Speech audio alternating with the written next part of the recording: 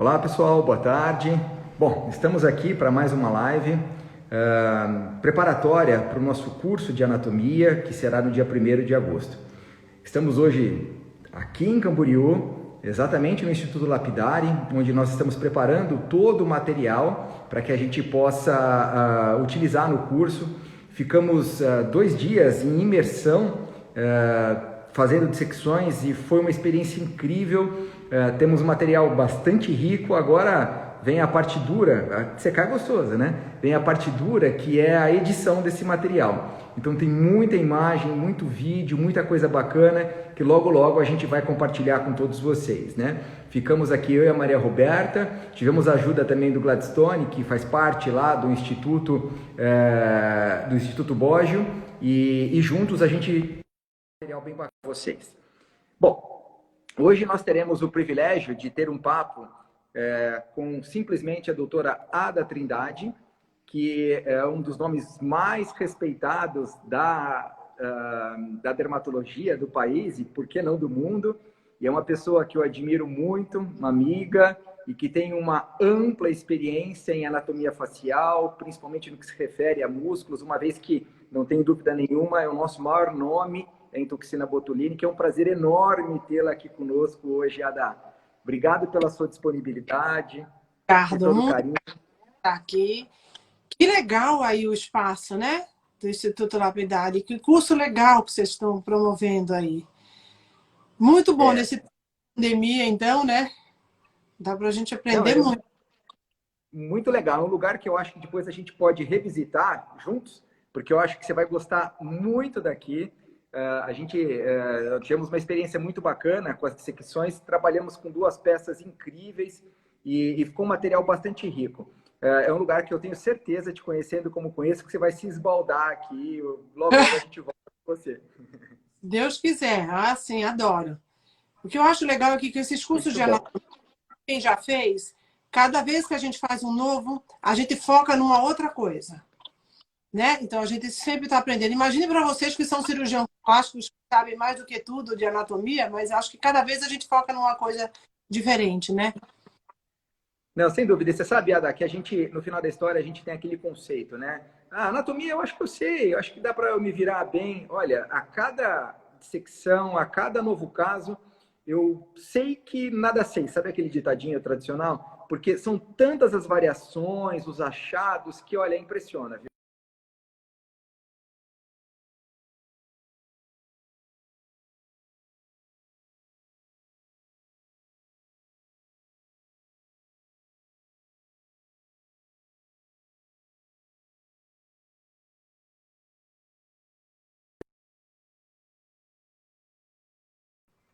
Ada, me ouve? Eu estava te ouvindo. Quer dizer, você Ah, ficou parada, não? deu uma instabilidade aqui na internet, agora acho que voltou aqui. Tá bom. Bom, Ada, no final da história, o nosso assunto, sem sombra de dúvida, que é a anatomia, e sabendo tudo que você sabe sobre toxina botulínica, eu não poderia deixar de explorar com você a musculatura da face, né? A gente sabe que os músculos da face, eles estão extremamente relacionados à nossa mímica, à produção das rugas e tantas alterações cutâneas que habitualmente a gente vem tratando, né?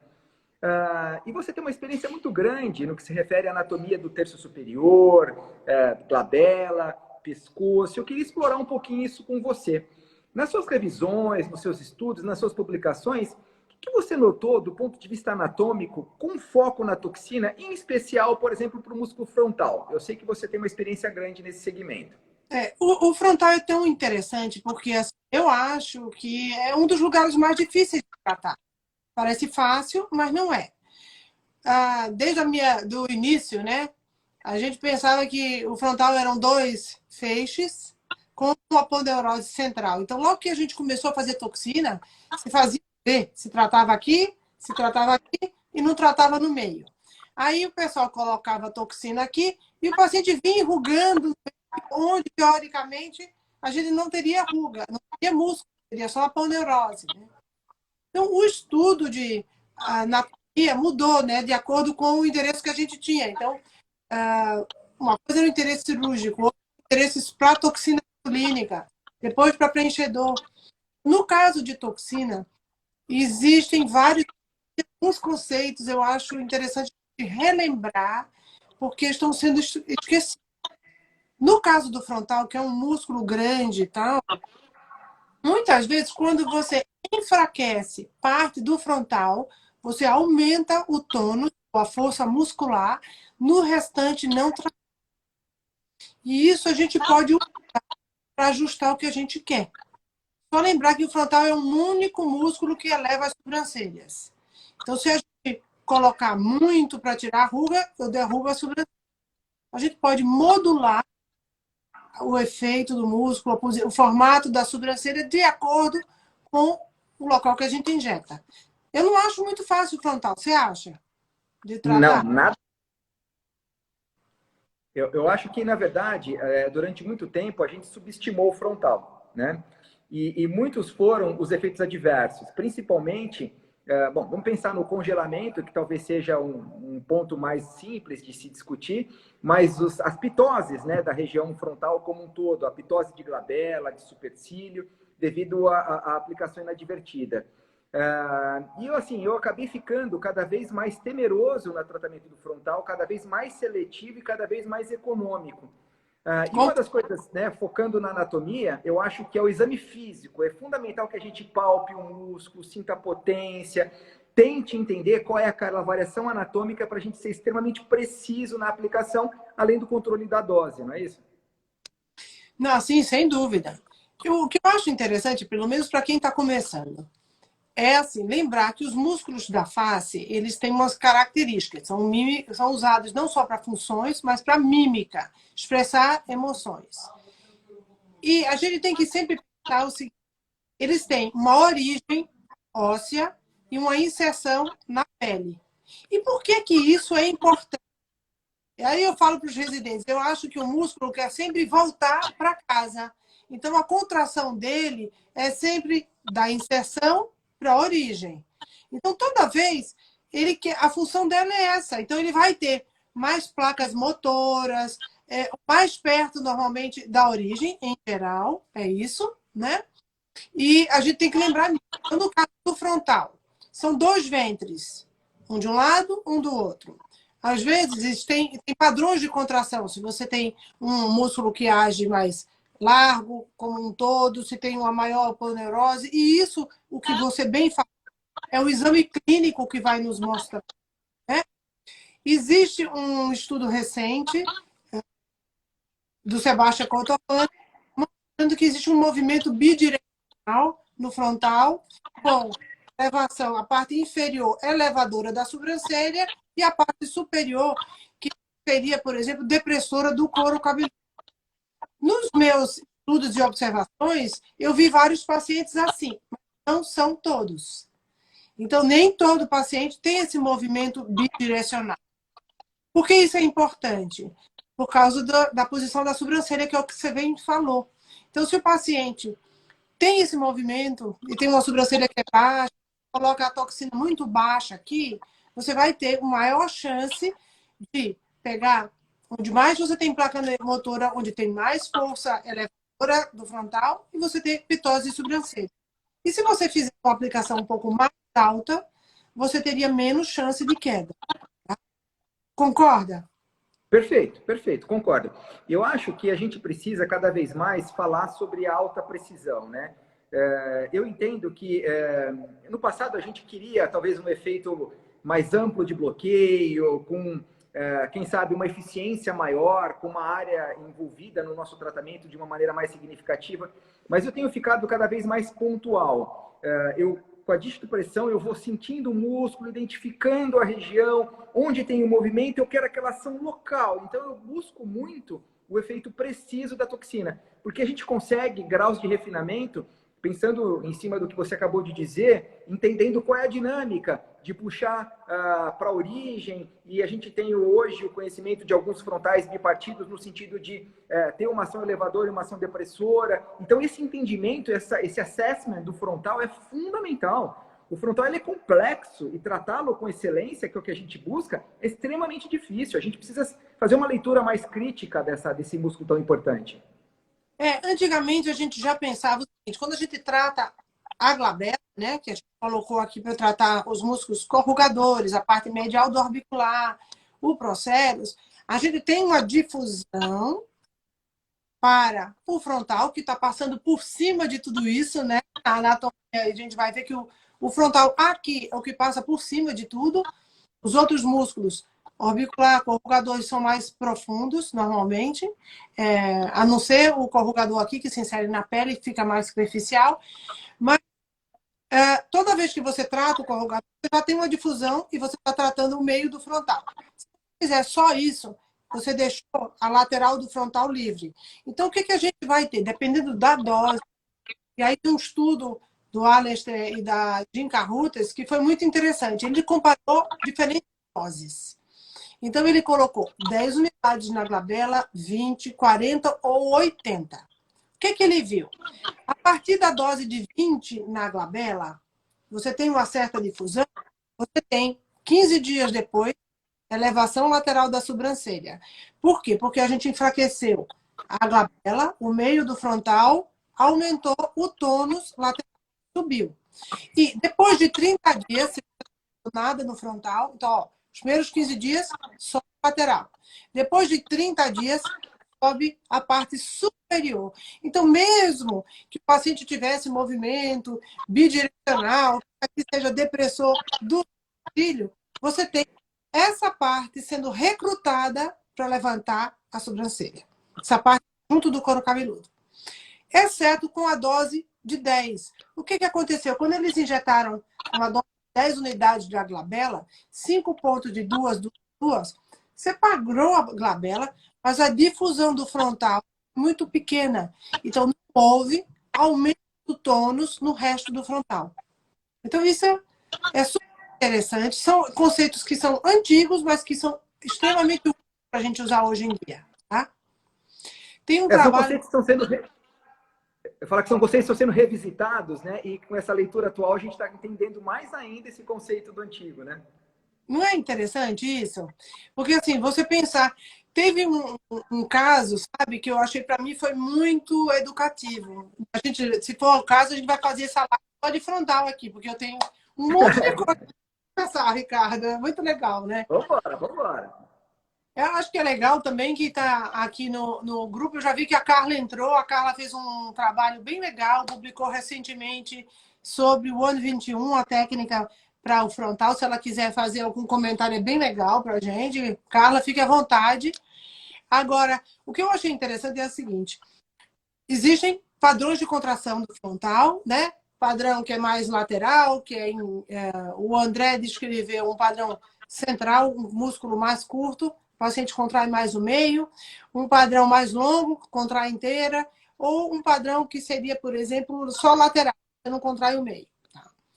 Existem classificações diferentes do Abramo, classificação do Cotofana, mas o que é muito interessante é que a gente sempre tem que lembrar o conceito de que quando eu enfraqueço parte do músculo, se eu tratar o músculo, eu vou sempre aumentar o tônus fora desse músculo nas áreas não tratadas. Então, para mim, um caso que foi muito interessante foi um paciente. Eu fiz um estudo há muitos anos atrás que eu comparava Botox com do esporte. Tá? Eram aulas de difusão. Estudo emblemático, né? Estudo super importante. Foi sensacional. O que foi interessante nesse estudo, Ricardo, é que, assim, uma das pacientes, a dose que a gente usou foi comparado 1:3. Então, o paciente recebeu, de um lado, 2 pontos de uma toxina. Do outro lado, 2 pontos da outra toxina. Injetei, eu era cega, então a diluição foi feita por outra pessoa, não sabia o que estava injetando de cada lado e nem na avaliação. Essa paciente, ela tinha uma contração só aqui, a sobrancelha era super caída lateral. E a contração era aqui, correspondendo a um padrão de contração central, um músculo curto, por exemplo. E ao longo do tempo, 1 mês, 2 meses, até 6 meses, o que aconteceu? A lateral da sobrancelha dela fez assim, ó. E a gente não tinha tratado nada do corrugador, só o meio do frontal. Num caso que poderia ser um frontal curto. Teoricamente, ela não tinha músculo aqui. aconteceu? Apareceu o músculo de algum lugar, ela recrutou a fibra e a paciente levantou. Então, eu aprendi muito com esse caso, que no frontal se comporta assim. Você enfraquecer uma área, vai recrutar outra área e aumentar o tônus. Como costumo brincar, não tem ação sem reação. Ainda mais num músculo grande, amplo, como o frontal, que é um folheto que se esparrama, a hora que você paralisa um pontinho, um outro vai compensar. Vai ter uma resposta. E a gente tem que fazer uma leitura da individualização de resposta de cada paciente e montar realmente um mapa futuro para que a gente possa ir cada vez mais individualizando o tratamento.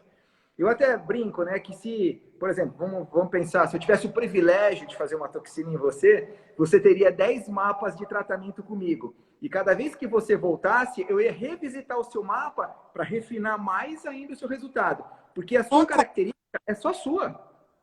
Concordo. Não dá para você fazer um padrão e toda vez que o paciente vem, você copia. Exato. Exatamente. Exato. E você mostra as aulas, Ricardo. Uns casos que o paciente vai mudando e você como vai ajustando a marcação ao longo do tratamento. Bem interessante isso. A gente fala daí um pouco do efeito a longo prazo da toxina, né? Que é o que a gente tem buscado hoje, que é a reprogramação da ação muscular. O músculo, ele está totalmente sujeito a estímulos positivos ou negativos. E hoje existem vários trabalhos, várias publicações interessantes, não só sobre a resposta da dinâmica muscular, mas sim como a resposta celular ao estímulo da toxina. E a gente tem realmente toda uma programação celular e tecidual do músculo à toxina.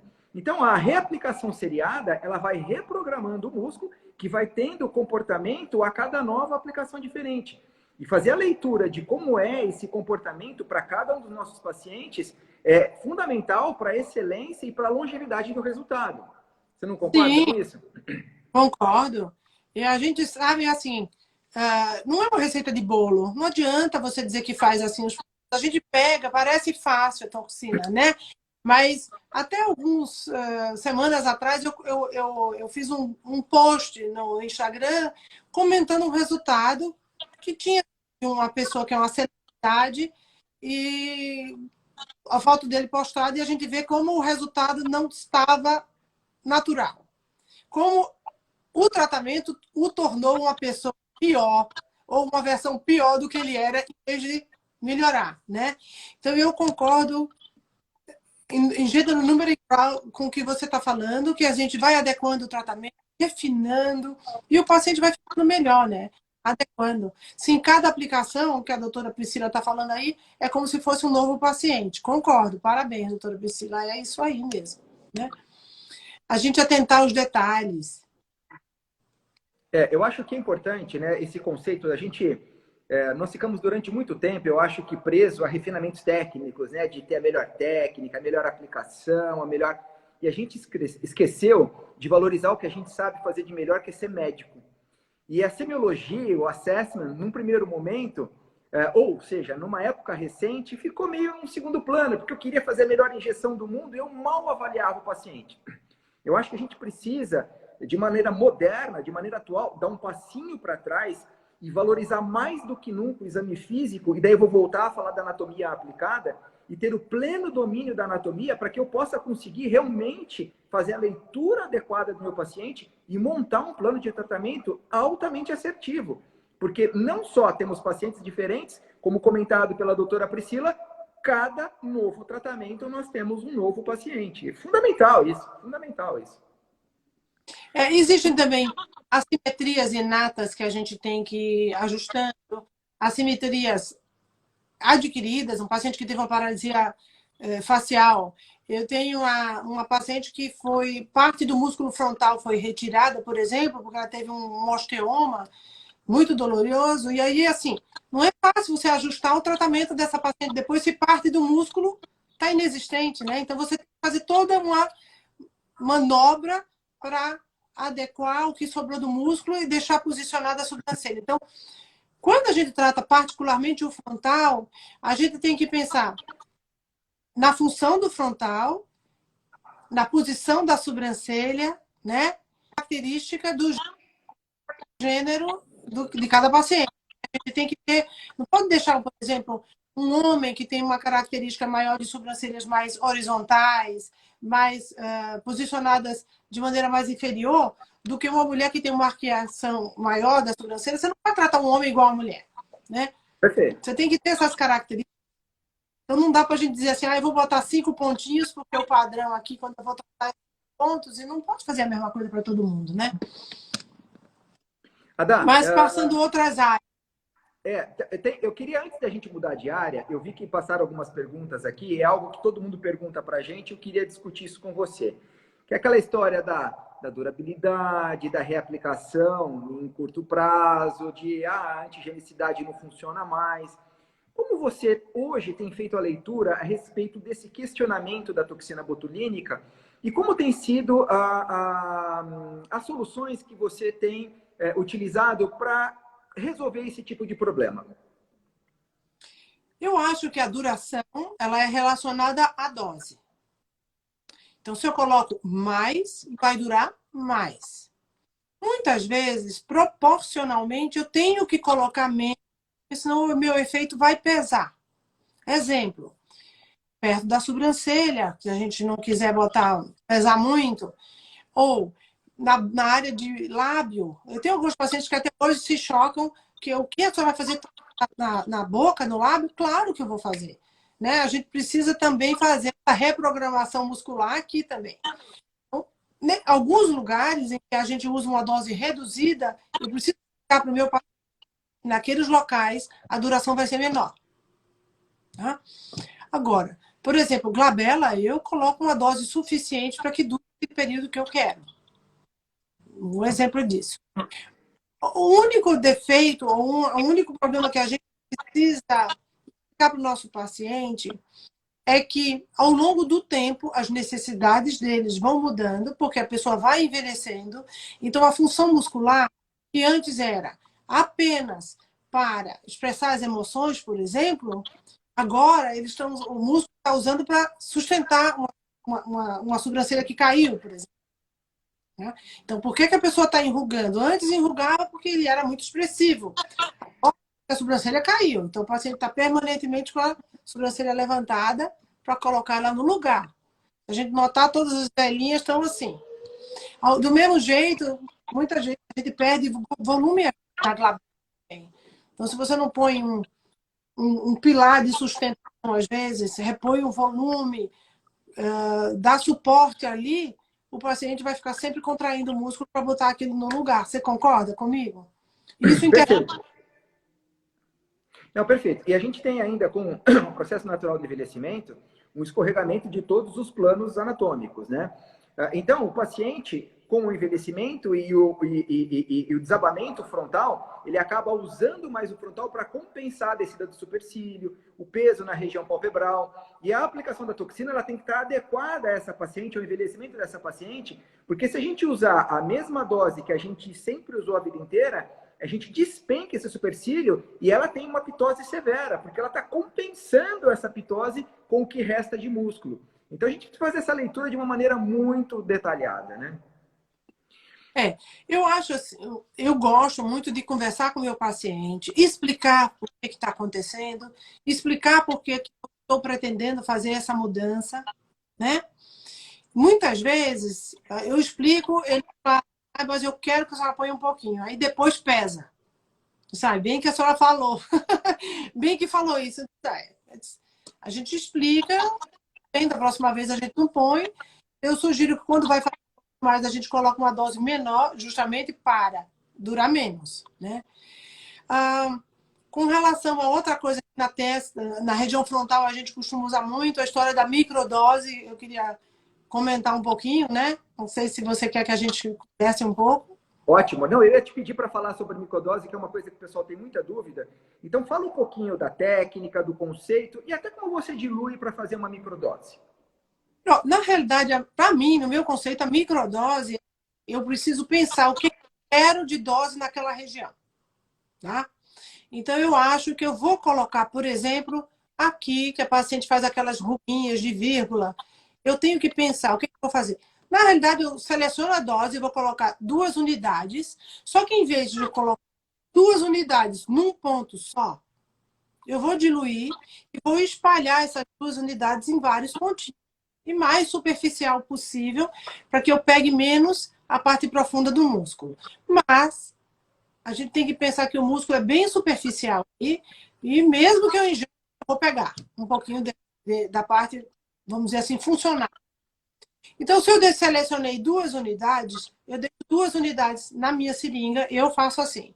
E aí, eu acrescento o mesmo volume do diluente, que no o soro fisiológico. Então, eu gosto de diluir os meus frascos de 100 unidades de toxina botulínica, eu reconstruo com 2 ml de soro fisiológico. Então, para isso, quando a gente usa seringuinhas BD de 0,3, cada risquinho menor vai corresponder a meia unidade.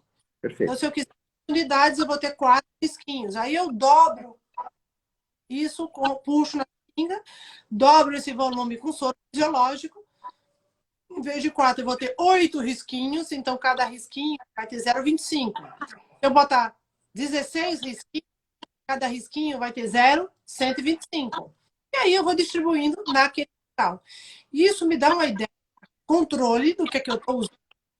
Não estou distribuindo aleatoriamente, eu sei qual é a dose que eu quero usar.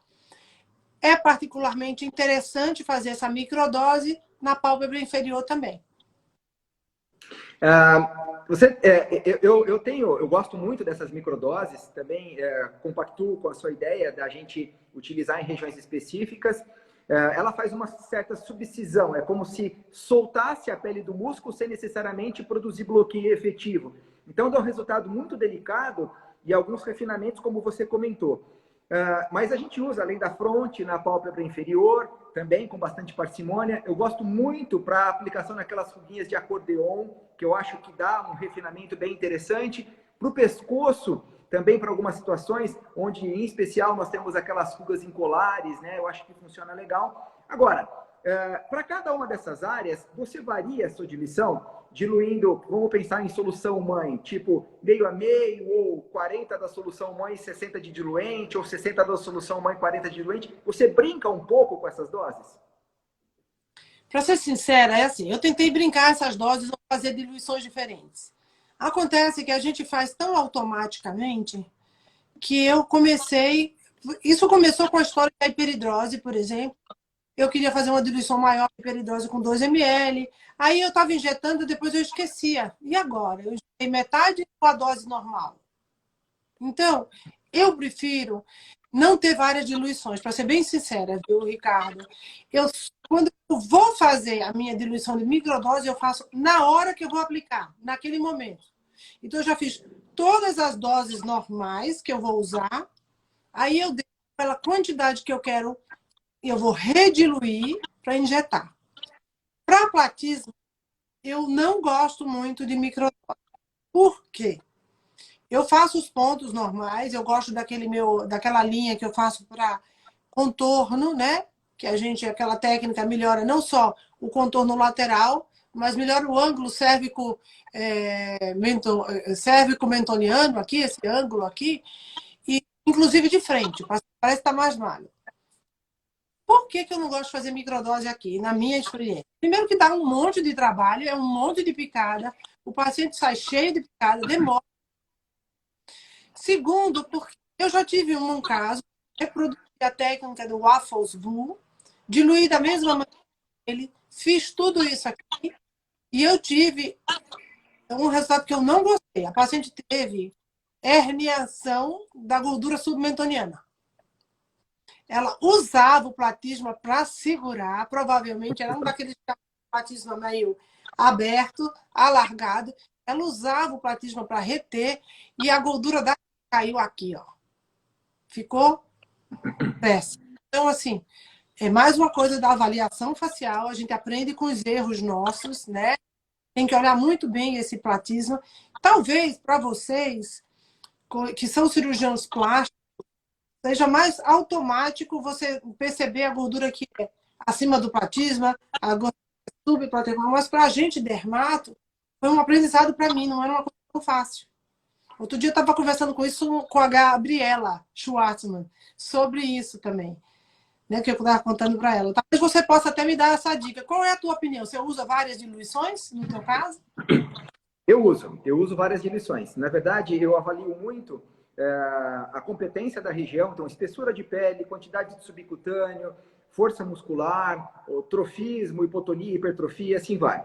E daí eu brinco com diferentes diluições. Então, às vezes meio a meio, às vezes um quarto, um pouco mais, um pouco menos. E faço também a região cervical, até que gosto bem.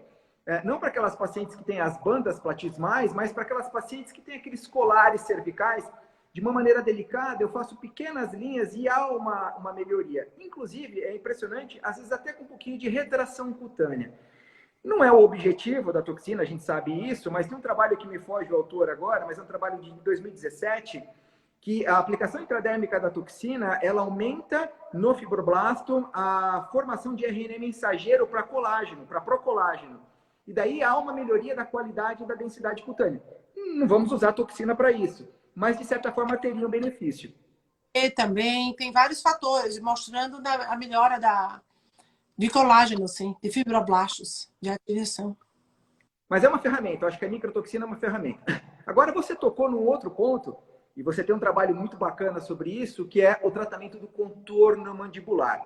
Eu queria que você comentasse um pouquinho da sua técnica, e o pessoal está falando do depressor do ângulo oral, perioral. Vamos abordar um pouquinho o terço inferior? Eu acho que o pessoal faz muito terço superior e pouco terço inferior. Conta um pouco da sua experiência com a toxina para o terço inferior, Adá, por favor.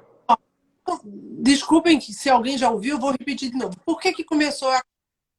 Como eu falei para vocês, eu tentei a técnica do Waffles, que é um cirurgião plástico de Singapura, que eu conheço, é meu colega, e a gente trocava opiniões.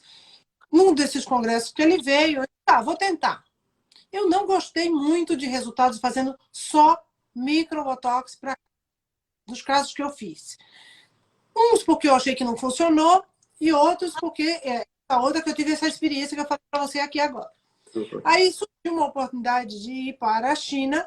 Na China, eu tive que visitar 6 hospitais, cada um eu dava aula, e aí eu tinha que falar e explicar, e esperar a minha tradutora traduzir. E enquanto ela estava traduzindo, eu falava em inglês e ela falava em chinês. Se ela tinha alguma pergunta de alguém, ela ouvia e falava inglês para mim. Eu comecei a observar que a dinâmica da dela era diferente de acordo com a mímica, por causa da língua que ela falava. O chinês, ele usa muito assim, pouco movimento daqui, e o movimento é muito assim, ó. É por isso que a dose de microbotox ou micotoxina ali funciona muito bem. E a gente é muito mais expressivo, a gente usa muito mais a musculatura. Então, isso, a gente precisa de dose diferente. Então, eu fiquei pensando que, do mesmo jeito, por exemplo, frontal, o pescoço se comporta mais ou menos como o frontal, tá? A gente tem um acordeão, é diferente. Mas aqui, o terço inferior, eu tenho vários músculos envolvidos. Então, eu fiquei pensando em bloquear. A gente bloqueia a glabela, e a gente bloqueia corrugador, proceros, depressor do supercílio, a parte medial do orbicular, eu pensei em bloquear tudo em bloco. Então, a gente põe... O único lugar que eu ponho profundamente é o mentoriano, ou mentual, a gente injeta aqui intramuscular, e tudo isso aqui a gente vai injetar superficial. Por que superficial? O primeiro ponto da linha é o depressor do ângulo da boca. E a gente sabe que está muito profundo, o depressor do lábio inferior está passando por baixo da parte medial aqui, que você vai falar melhor ainda da anatomia, mas ele é um músculo triangular que aqui, e o depressor do lábio inferior está passando aqui embaixo. Então, aqui, a aplicação tem que ser superficial. Então, e o platismo, em algumas regiões, eu tenho foto, por exemplo, nessa região aqui, o platismo está passando por cima de tudo. Tá? Aqui, a gente tem platismo, todo mundo esquecia de tratar. Então, a gente tem platismo que vem aqui. Naquele artigo tem uma foto que dá para a gente ver bem a cor, a direção da fibra muscular, que é diferente do depressor, do platismo. né?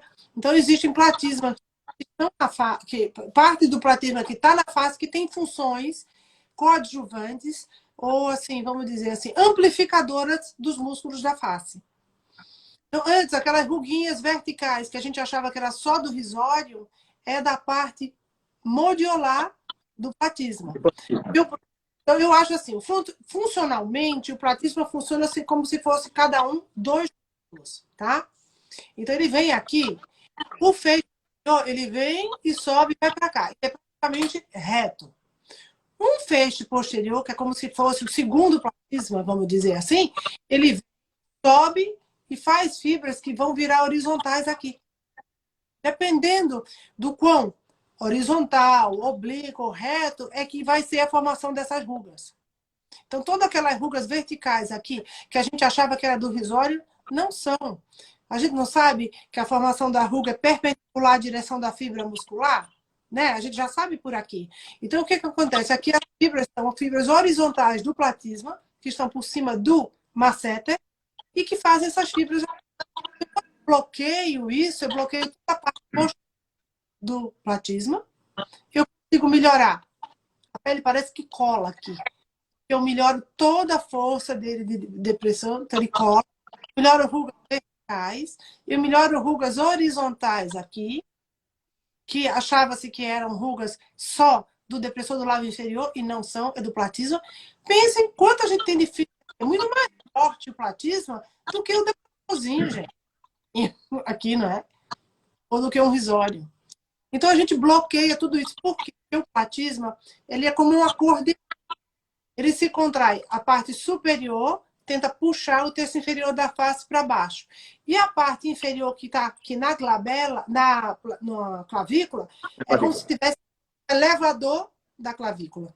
Então, eles chegam aqui no meio, onde a gente tem aquela linha que sai, que nos irritam, é o centro da contração desse acordeão, né? Será Perfeito. isso? E você sabe que na peça que a gente dissecou aqui, foi uma peça muito feliz, porque ele tinha um platisma muito bonito e ele subia e ele ia além do risório e a gente percebia nitidamente o desenho das fibras fazendo o movimento que você falou. E você sabe que alguns trabalhos recentes de dissecção em cadáver mostraram, inclusive, fibras do platisma subindo, indo além do terço inferior, invadindo o terço médio e as fibras do platisma interdigitando com as fibras do orbicular do olho. Olha, impressionante isso, né? Uma loucura, né? O muito engraçado, viu, Ricardo, é que assim, em livros cirúrgicos, anatomia, quando você lia, por exemplo, disseção para vocês fazerem cirurgia plástica, SMILES e tudo, tinha desenho de platisma aqui na face. Mas quando se falava de toxina, todo mundo só achava que o platisma era daqui para baixo. Não é? Toda vez que se falava de toxina, era daqui para baixo. Eu apenas juntei as duas coisas, né? Era uma coisa que era esquecida em termos de toxina. E no estudo, por exemplo, que você vê do Philippe Levy, que ele fala da técnica de Nefertiti, se você perceber nas fotos antes e depois dele, o tratamento dele faz aqui e aqui. Não melhora a ruga vertical. A paciente antes e depois dele, a mesma ruga vertical pesada, antes do tratamento. A gente precisa junto, senão você vai continuar com aquela ruga aqui. E o resultado dele não melhora esse ângulo.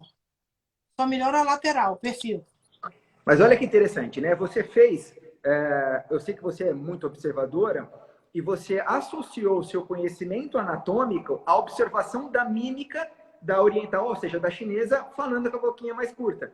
E você percebeu que existia uma dinâmica completamente diferente no que estava sendo proposto e no que você vivencia do dia a dia. Então, a sua base anatômica e a sua perspicácia no diagnóstico, que é o assessment que você acabou fazendo, te gerou essa oportunidade de criar essa técnica que hoje é emblemática, sem sombra de dúvida, né? Agora, aproveitando e continuando nesse segmento, onde é uma área que pouco se trata e pouco se fala, e o masseter? O que você tem feito com ele? Você tem usado bastante toxina? Olha, o masseter eu vou falar, eu uso, gosto muito, e eu vou contar também nas minhas experiências, né? Eu sempre tratei o masseter com a mesma seringa que eu uso para fazer o resto da face. Então, eu uso uma seringa de agulha curta e eu sempre tratei assim.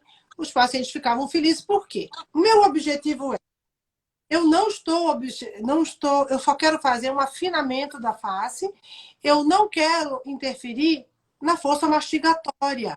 Não é um caso, é diferente quando é um paciente que tem bruxismo. Era um paciente que tinha isso, fazia o pop. Tá bom. Aí, numa outra viagem para a China, eu comecei a discutir, e os amigos, meu Deus, não, você tem que usar agulha longa. Não, você não pode usar agulha curta. A agulha tem que ser longa para você pegar os 3 feixes do músculo. Tá bom. Eu cheguei, voltei e mudei a minha técnica. Eu estava fazendo errado esse ano, a via toda. Eu comecei a usar agulha longa. Gente, depois que eu usei a agulha longa, eu tive uns 2 ou 3 casos daquela herniação que o paciente mordia e fazia ploft. Você já teve esses casos? Porque o paciente, por exemplo, tem hipertrofia do masseter, ele faz assim, ó, você contrai e ele sobe, tá? O que acontece? Eu enfraqueço, ele vai ficar com medo. Normalmente a gente desenha a área onde é mais proeminente o masseter, a gente com toda a segurança injeta lá dentro. O que aconteceu? Quando eu injetei nesses pacientes profundos, alguns pacientes, eles vinham, uma parte estava relaxada, fazia um plof aqui, como se fosse o sinal do Popeye. Fazia uma bola aqui. E eu não entendi ainda por quê. Por que acontecia isso? Mas era uma herniação de parte do músculo. Então, o paciente contraía, ele ainda tinha atividade em parte do masseter, e a parte flácida tratada, quando era herniada, ela herniava com a contração do resto que não tinha sido tratado. Eu demorei a entender por quê, porque a gente pensava assim, eu vou tratar naquela parte mole que está saindo. Não é, eu tratava em volta. Um trabalho muito interessante do Kyle Sell, da Ásia, é um cirurgião plástico também, não sei se você conhece, Dr. Kyle. O que ele percebeu? Dissecando, existe um tendão inferior do masseter, que é uma pele muito espessa, e muitas vezes, quando você injeta com agulha profunda, você injeta a toxina, mas ela não consegue refluir e relaxar a parte externa do músculo masseter, que está acima desse tendão. Então, todas as vezes que eu usei curta, eu não peguei a parte profunda, eu tratei, afinei e estava bom. Então, se você quer usar uma profunda, você tem que injetar profundo, depois você puxa a agulha para que você possa injetar superficialmente também, tá? Eu terminei voltando e eu continuo usando meu masseter com as mesmas minha agulhinha curtinha, que eu acho que sempre deu certo, eu nunca mais tive problema, tá? Mas agulha curtinha é de 4 ou 6? Desculpa, Ricardo. A agulha curtinha que você fala é de 4 ou 6 milímetros? Não, de 6 milímetros, né? Então usa muito aqui. De 4 milímetros a gente não vai chegar no músculo, né? Pelo menos 6. Uma das preocupações, inclusive, é bloquear o risório, né? Ah, sim. A gente precisa avisar o paciente também, porque dependendo da altura do risório, muitas vezes você vai ter um pouquinho de sorriso mais preso, né? Vai ter. A gente sempre tem que botar mais posterior possível, né? Bom, como eu estou querendo sair do convencional e aproveitar todo o seu conhecimento, é óbvio que a gente vai falar de um tratamento básico, né? E o tratamento de terço médio, de região zigomática, de zigomático maior, zigomático menor, elevadores do terço médio, você tem explorado essas áreas? Você trata de maneira convencional, com a diluição habitual, com microtoxina? O que você tem feito? Não, microdose, mas aí é extremamente importante a avaliação. Se o paciente tem uma pele muito fininha, não injete, porque vai mudar o sorriso demais. Se é um paciente de pele oleosa, espessa, normalmente homem, eu acho que a gente tem mais, vamos dizer assim, um lastro de segurança para a gente fazer essa injeção e interferir menos no sorriso. Mas paciente de pele fina, não. Inclusive, é uma das complicações. A gente injeta periorbital, desce muito pelo zigomático, aí o que vai acontecer? O sorriso fica assim, né? Levanta e o outro lado não, né? Eu tenho feito, eu gosto de fazer muito quando a pessoa tem assimetria de sorriso geral, quando sobe mais de um lado e do outro, mas a gente tem que sempre lembrar O músculo quer voltar para a origem. Qual é a função dele? Então, em vez de colocar, às vezes, se ele é um elevador, eu vou tentar colocar mais próximo de onde eu tenho mais... agora me sumiu. Mais placa motora, para que eu tenha Sim. efeito menor e eu possa colocar uma dose menor, né? Então, se Perfeito. ele... Normalmente, a gente vê onde é que ele vai, né? Qual é a origem da ação. Aí coloca mais próximo, normalmente, da origem. Tá bom? Adá, você tem fã, hein? Olha, achei que fosse eu dos seus fãs de carteirinha, mas olha quanta gente aí só te elogiando na live, hein? Olha, que coisa boa. Obrigada pelo convite. Eu agradeço muito. Quero aprender com todos vocês. Tá todo mundo aí querendo saber um monte de coisa. Então, Ada, só voltando a esse terço médio, né? É muito importante que nessa região, e eu entendo, eu gostaria de saber se você pensa assim também, mas algumas áreas da face, e essa é uma delas, eu acho que a toxina ela é exclusão. A gente precisa experimentar outras terapias. Primeiro, o tratamento para a qualidade da pele externa, ou um bioestímulo para que a gente possa deixá-la com uma densidade e uma qualidade melhor. Depois tentar estruturar com ácido hialurônico para que a gente consiga também o efeito. E por último, o refinamento com a toxina. Você pensa assim Concordo. também?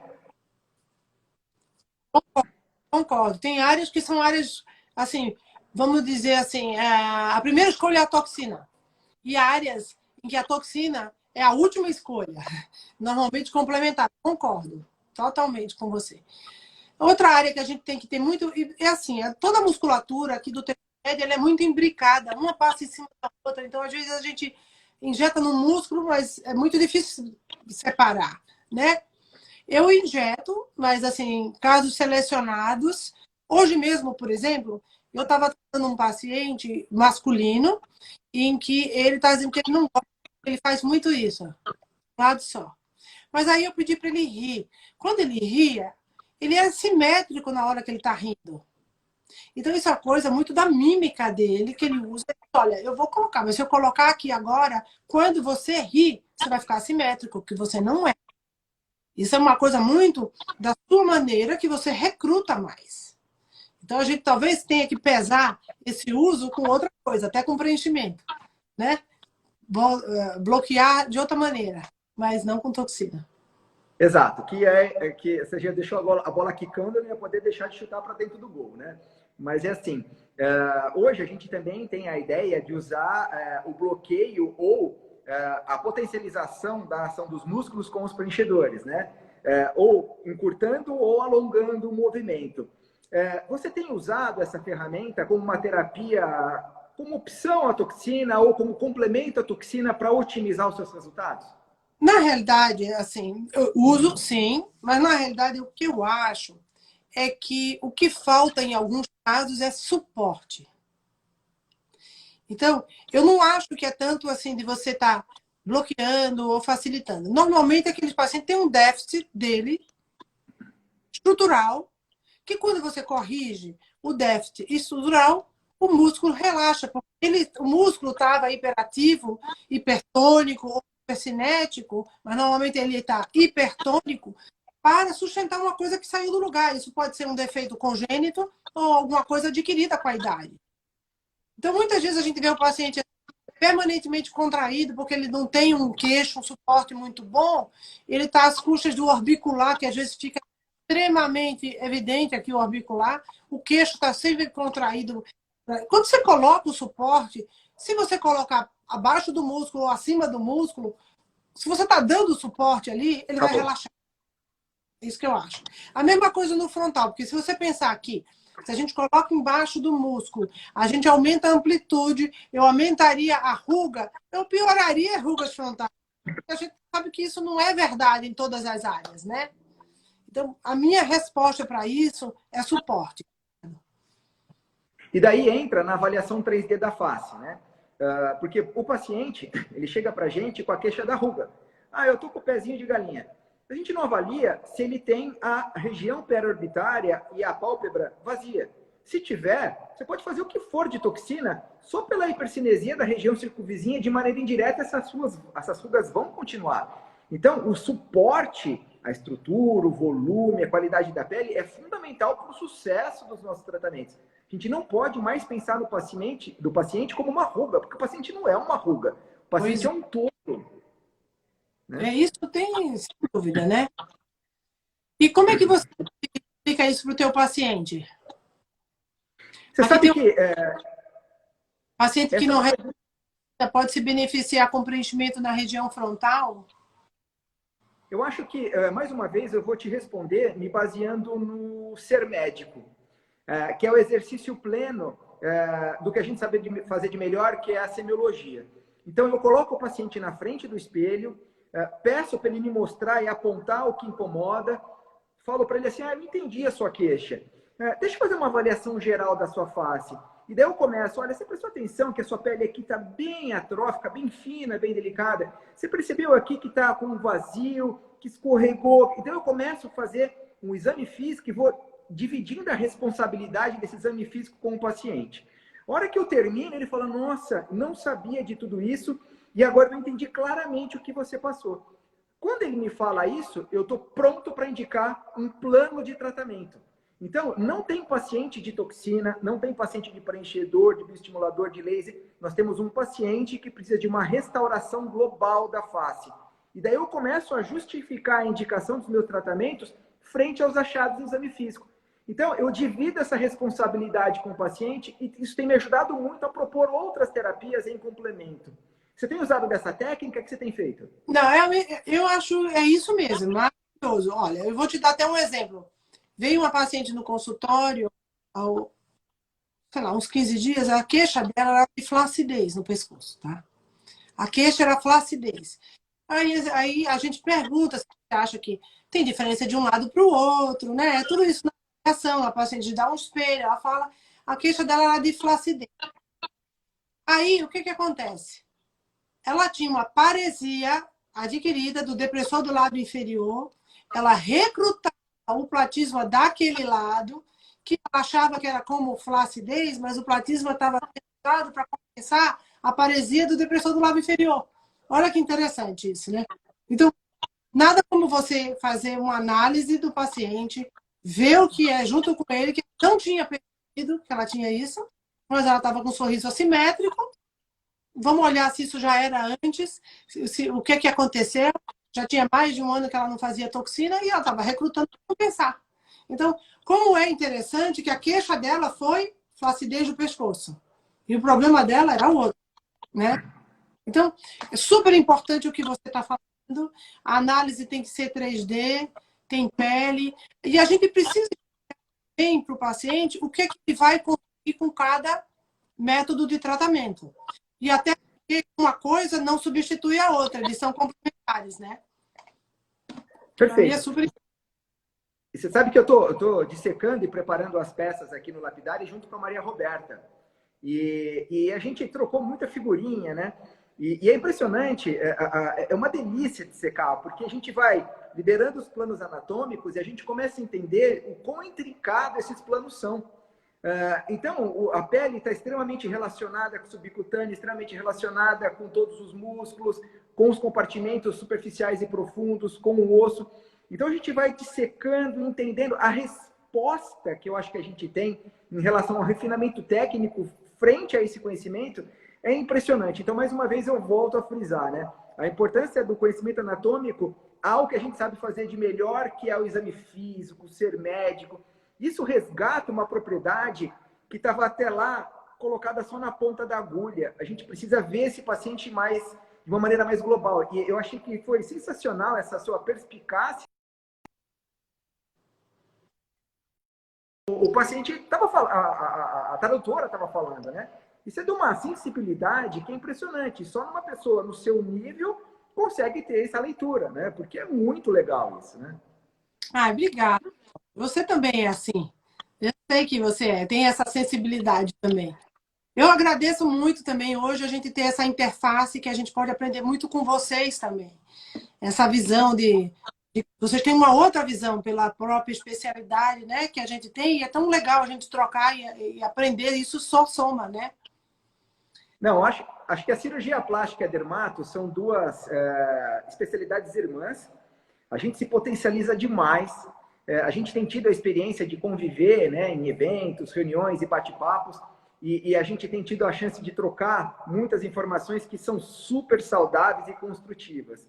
Eu acho que cada vez mais a gente precisa se misturar mesmo, a gente precisa fazer mais e melhor, treinar mais gente e chamar responsabilidade para a gente desses procedimentos que são tão encantadores, né? A gente tem ferramentas importantes na mão na restauração do equilíbrio da face e a gente precisa ir muito além. Eu gosto de brincar, né? Que é pegar o sarrafo e colocar lá em cima, onde ninguém alcança. Só a gente como um super especialista. Ah, sim. Olha, eu vi que tem algumas perguntas, Ricardo. Eu estou me oferecendo se quiserem mandar no comentário do feed, que hoje eu postei essa live, e eu posso responder depois para vocês. E eu agradeço muito, estou doida para ver quando começar aí ao vivo as aulas, né? Ao vivo, mas à distância de qualquer maneira, né? Que eu vou estar assistindo para ver as peças que vocês dissecaram depois. Tá Você é a bom? nossa convidada de honra e vai ser um prazer tê-la conosco. Então, dia 1º de agosto, nós nos encontramos e eu vou te recrutar lá, hein? Porque nós vamos ter uma série de inserções e vou pedir sua ajuda para que a gente possa explorar melhor o que a gente está mostrando para vocês, tá bom? Um prazer. Muito obrigada mais uma vez pelo convite, viu, Ricardo? Fico feliz. Tira os comentários aqui só para a gente tirar uma foto antes de acabar. Vamos lá. Espera aí, eu sei tirar isso, será? Como que faz aqui, Ada? Aí tira o comentário. Clica onde? Onde tem os comentários, clica no legal e fala assim, tirar o comentário. Espera aí, vamos ver aqui. Eita, nós. Desativar perguntas. Pronto. Foi? Não. Não. Ainda não aí. Mas tudo bem, então vamos tirar uma foto. Desativar comentário. Ah, agora foi. Agora deixa eu tirar uma foto aqui. Faz aí, depois você divide comigo. Tá, eu te mando. Um beijo mais uma vez, obrigada. Você vai gravar isso? Vamos. Sem sombra de dúvida. Eu te mando, vou salvar agora aqui e te mando para você disponibilizar também no seu stories. Ah, então tá bom. Um beijo grande para todos vocês e mais uma vez obrigada, tá bom? Obrigado, prazer enorme. Sensacional como sempre, Adá. Beijão.